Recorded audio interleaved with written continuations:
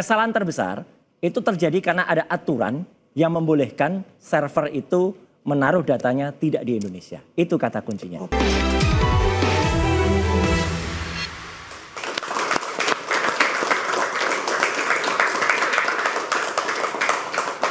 Ya pemirsa, terima kasih Anda masih di Interupsi Judol bikin jebol Menteri hingga artis disenggol. Nah, ini kita senggol lagi Mas Herdy yang tadi mantan admin dari judi online. Tadi kan kata Mas Roy Suryo, ini kan sudah ada algoritma yang mengatur. Ya. Jangan sampai menangnya kebanyakan gitu. Nah, Mas Herdy, saya mau tanya, emang benar Mas, ada aturan-aturan di balik admin ini yang bilang, oh ini menangnya segini aja, yang itu menangnya segini aja, atau seperti apa, Mas Herdy?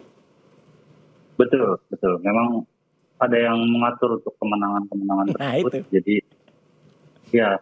Jadi di sistem ini seperti arisan ya Mas.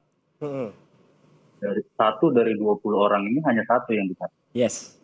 Oke, itu digilir atau misalnya dikasih menangnya cuma satu kali untuk satu orang atau seperti apa tuh Mas? Itu nanti dikalkulasikan dulu berapa jumlah deposit pemain tersebut dan total jumlah depositnya. Nanti dikalkulasikan, kalau memang dia sudah lumayan banyak total depositnya, nanti baru kita pilih untuk salah satu dari 20 orang itu. Dari satu pemain, probabilitas menangnya itu seberapa besar sih, Mas Hendry? Dia sendiri kagak tahu juga. Mungkin dia nggak. Kalau untuk kemenangannya itu, balik lagi untuk dari total depositnya mungkin bisa 20% atau 30%. Jadi makin tinggi deposit makin besar kemungkinan untuk menangnya. Betul.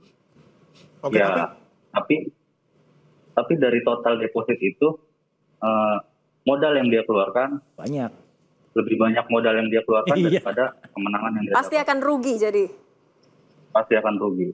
Nah, lalu bagaimana Mas Herdy kemudian membuat orang-orang yang sudah ngerti nih bakal rugi gitu biar bisa main lagi penasaran? Ada trik-trik tertentu nggak dari pemain ataupun admin judi online? Pasti kan ada yang udah kalah berkali-kali tapi masih tergiur main tuh kenapa? Itu biasanya dari marketing. Marketing judi itu mereka mengelabui para pemain dengan cara mengedit dari akun orang yang jumlah saldo di akun tersebut sampai 50 juta atau berapa puluh juta. Biasanya seperti itu ya. Atau dia seperti apa? Ini loh hasilnya kalau main di situs saya gitu. Oke.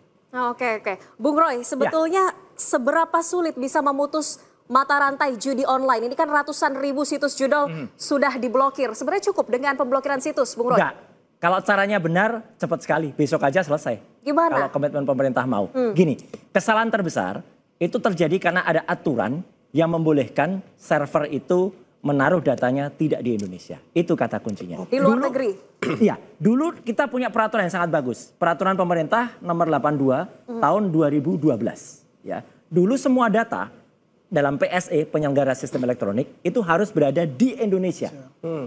Tapi 7 tahun kemudian, ya, muncul peraturan pemerintah nomor 71 tahun 2019 yang membolehkan data itu tidak disimpan di Indonesia. Maksudnya dulu kita supaya bersaing terbuka. Tapi masalahnya kemudian pada naruh data di luar negeri.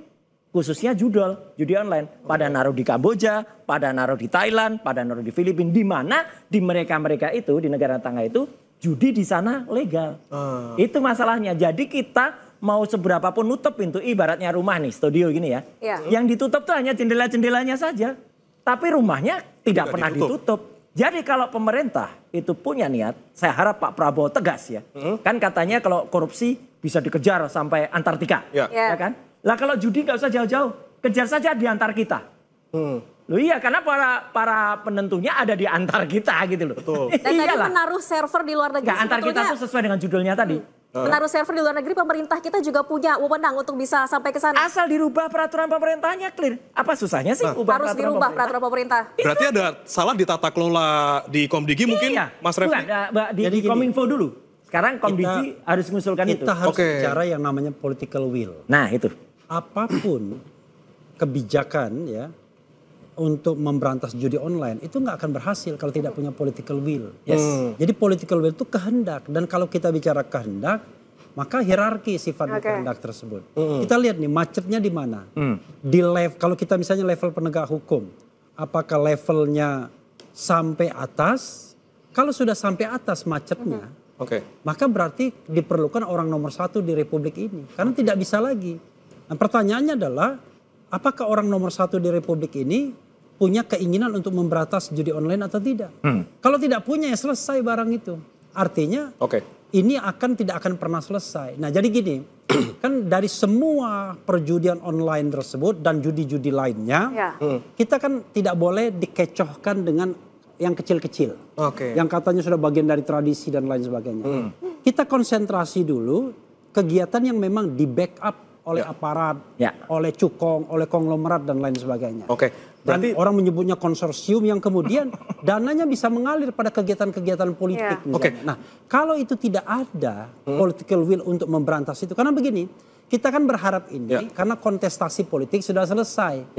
Pak Prabowo sudah menjadi presiden. Tapi ada kontestasi lain, yaitu kepala daerah. Jangan-jangan sponsornya judi juga. Karena itu perlu yang namanya political will. Kita tahan dulu Bung Refli, kita tanya terkait political will dari pemerintah. Komitmen Pak Prabowo memberantas judi online sebesar apa? Sangat besar sekali. Kenapa saya bilang sangat besar sekali? Tertuang di dalam asta citanya Pak Prabowo. Ya kan? Judi online itu prioritas pertama yang harus dia selesaikan sebelum 100 hari ini. Ya kan? Bagaimana keseriusan dari kepolisian membuat dan juga dari pemerintah membuat Satgas anti judi online. Di situ ada Komdiji, di situ ada polisian, di situ ada PPATK, di situ ada BI, ada OJK, ada BSSN. Ini sangat serius. Ya, kan kalau kita lihat Pak Budi Gunawan, Menko Polhukam sudah mengatakan 900 triliun kita punya devisa itu menguap ke luar negeri. Interupsi Pak Bre. Ini silakan Pak. Acaranya. Silakan, jangan Bapak interupsi. Saya kan menjelaskan dulu. Enggak gini. Kita bisa tahu rakyat percaya kalau sahabatnya atau pendukungnya Pak Prabowo ini ya, itu kemudian berhasil maksa minimal ganti peraturan pemerintah itu clear. Kita dukung penuh Pak Prabowo. Tunggu dulu, belum selesai. Ya, dukung ya. Ubah peraturannya, kita setuju. Karena kalau enggak kita masalah untuk merubah peraturan itu. Ya kan itu kan nanti kan juga ada DPR di sana. Enggak, peraturan pemerintah ini Mas, enggak perlu DPR. Iya, enggak. Masalah gini. Ya, kita belum sampai sentuh situ dulu. Ini kan saya mau menjelaskan dulu nih. Siap. Ya. Apa namanya niat baik pemerintah, strong punya pemerintah ingin dari pembentukan Satgas. Dalam pembentukan Satgas judi online itu. Ini kita harus apresiasi loh. Bayangkan ya. Sekarang yang sudah di Mas Andi, tapi dari 20 Oktober, tunggu.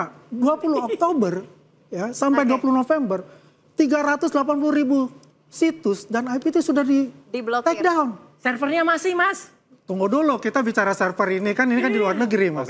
Aturannya, kalau server itu aturannya Mas, diubah selesai. Kalau aturannya diubah, pemerintah punya payung hukum. Kalau sekarang para penjudi online aturannya masih boleh kok kita di luar negeri, itu aja kok sebenarnya. Tinggal kan sekarang begini, bagaimana kan kita bilang willingness dari pemerintah dan kita juga nih sebagai anak bangsa, ya kan punya tanggung jawab juga, bukan hanya pemerintah loh. Mas Roy punya tanggung jawab loh. Oh iya. Ya kan? Saya paling sama-sama kan? Harus tahu apa-apa. Iya. Kalau kita bicara tanggung jawab. Ya. Mas Andi, Bung Roy kita tahan dulu mungkin dari Pak Arianto. Sedikit saja dari keseriusan aparat penegak hukum seperti apa? Kalau tadi dari Satgas pemerintahan sudah ada. Saya setuju. Berantas judi itu keseriusan dari pemimpin, penguasa sampai ke bawah. Tetapi tidak cukup hanya komitmen dan semangat itu saja. Harus tahu caranya bagaimana memberantas itu. Makanya itu tadi anatomi judi online ini adalah kenapa jadi masif? Karena aturannya tadi yang memberi peluang. Makanya peraturannya dirubah. Jadi setuju dengan Bung Roy tadi? Setuju, tapi gini, saya hanya menekankan bahwa menghantam judi online ini harus tahu caranya, anatominya tahu. Judi online bisa marak karena salahnya peraturan. Mengizinkan sehingga memungkinkan itu bisa judi online. Nah, ini yang kemudian syaratnya ada di luar, itu kan nggak bisa dijangkau oleh penyidik. Server di luar negeri jangan nyalakan penyidiknya, nggak bisa. Kemudian nuduh itu kolusi, kan tidak. Itu jadi caranya harus tahu marilah kita sama-sama bagaimana cara memberantas ini yang efektif. Jangan salah menyalahkan. Ini jadinya yang kita pertanyakan juga dari kemarin-kemarin bagaimana kemudian Menkominfo yang sebelumnya harus diperiksa juga terkait yang dengan hal ini. dijabat oleh Budi Aris Setiadi yang ramai diperbincangkan akhir-akhir ini. Kita akan tanyakan ke Mas Andi setelah yang satu ini tetap di interupsi. Interupsi. Maaf ya Mas ya.